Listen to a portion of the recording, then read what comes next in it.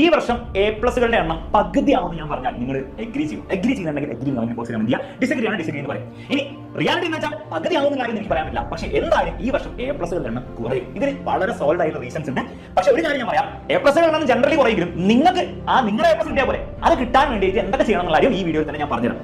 എന്തുകൊണ്ടാണ് ആദ്യം ഈ A+ കുറയുന്നത് ഞാൻ പറയാൻ കാരണം വെറുതെ അടിച്ചു വിടുന്നതാണോ? ഇല്ല, ഈ വർഷം നമ്മുടെ ഓണം എക്സാം കഴിഞ്ഞപ്പോൾ തന്നെ നമുക്ക് കുറേ ഹിന്ദികൾ കിട്ടിയിട്ടുണ്ട്. അത് എല്ലാ ക്ലാസ്സുകളും SSLC 9, 8 എല്ലാവർക്കും നിങ്ങളുടെ ക്വസ്റ്റ്യൻ പേപ്പർ തന്നെ കാര്യങ്ങൾ നിങ്ങൾക്ക് മനസ്സിലായിട്ടുണ്ടായിരുന്നു അല്ലെ? ഇനി അതിൽ നിങ്ങൾക്ക് തന്നെ പറയാൻ പറ്റും എന്തുകൊണ്ടാണ് നിങ്ങളുടെ ഓണ പരീക്ഷ നിങ്ങൾക്ക് ടഫായി തോന്നിയത്. പല പരീക്ഷകളും നിങ്ങൾക്ക് ടഫായി തോന്നിയത് അതിന്റെ റീസൺ എന്താണ്? പാറ്റേണിൽ ചേഞ്ച് വന്നാണോ, ക്വസ്റ്റ്യൻസിന് ഡിഫിക്കൽട്ടി ആണോ, അല്ലെ മറ്റൊരു റീസൺ ആണോ? അതും കമന്റ് ബോക്സിൽ നിങ്ങൾ അറിയിക്കാം. കുട്ടികളുടെ ആക്ച്വൽ നിങ്ങളുടെ ഫീഡ്ബാക്ക് എന്താണെന്ന് എനിക്ക് അറിയാവുന്നുണ്ട്.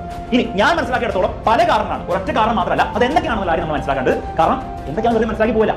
അത് ഇനി ക്രിസ്മസ് എക്സാമിലും അതുപോലെ പബ്ലിക് എക്സാമിലും അത് വീണ്ടും ആവർത്തിക്കും. അത് ആവർത്തിക്കുമ്പോൾ നമുക്ക് അതിനൊരു സൊല്യൂഷൻ കാണാം. ആ സൊല്യൂഷനിൽ വീണ്ടും തന്നെയായിരിക്കും ശരി. സൊല്യൂഷൻ നമുക്ക് സംസാരിക്കാം. ഓക്കെ, ഫസ്റ്റ് പ്രശ്നം ഡിഫിക്കൽട്ടി ആയിരുന്നു. ഗവൺമെന്റ് ഓൾറെഡി നേരത്തെ പറഞ്ഞിട്ടുണ്ടായിരുന്നു ഇനിയുള്ള വർഷങ്ങളിൽ മൊത്തത്തിൽ വിദ്യാഭ്യാസത്തിന്റെ സ്റ്റാൻഡേർഡ് ഉയർത്താൻ വേണ്ടിയിട്ട് വെറുതെ അങ്ങോട്ട് ചോദിക്കില്ല.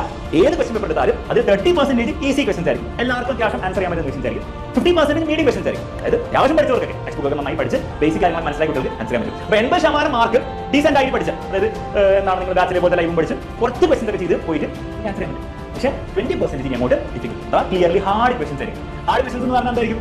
നിങ്ങൾ വെറുതെ ബൈ ഹാർഡ് പഠിച്ചിട്ടോ അല്ലെങ്കിൽ ടെക്സ്റ്റ് ബുക്കിലെ കാരണം അതേപടി പഠിച്ചിട്ടോ കാര്യമില്ല. നിങ്ങൾ അതിനെ കൃത്യമായി മനസ്സിലാക്കണം, കോൺസെപ്റ്റ് കൃത്യമായി മനസ്സിലാക്കണം. മാത്സ് പോലത്തെ സബ്ജക്ട്സ് ആണെങ്കിൽ നിങ്ങൾ കുറേ ധാരാളം ചോദ്യങ്ങൾ ചെയ്യണം. അങ്ങനെ ചെയ്യുന്നവർക്ക് ഈ ക്വസ്റ്റ്യൻസ് ആൻസർ ചെയ്യാൻ പറ്റും. ആ രീതിയിലാണ് ഈ പേപ്പേഴ്സ് ഉണ്ടാക്കുന്നതായി അവർ പറഞ്ഞിട്ടുണ്ട്. ഓണപ്പരീക്ഷയുടെ പേപ്പർ നിങ്ങൾ ശ്രദ്ധിച്ചിട്ടുണ്ടെങ്കിൽ അങ്ങനെ തന്നെ ആയിരുന്നു അല്ലേ?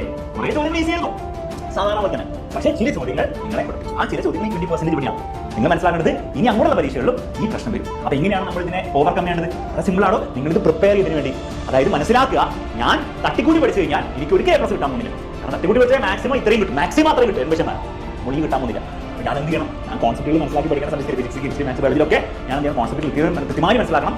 ഈ പ്രോബ്ലംസ് കൂടുതൽ ചെയ്യേണ്ട ഫിസിക്സും അതുപോലെ മാത്സിലൊക്കെ പ്രോബ്ലംസ് ഞാൻ കൂടുതൽ ചെയ്ത് തന്നെ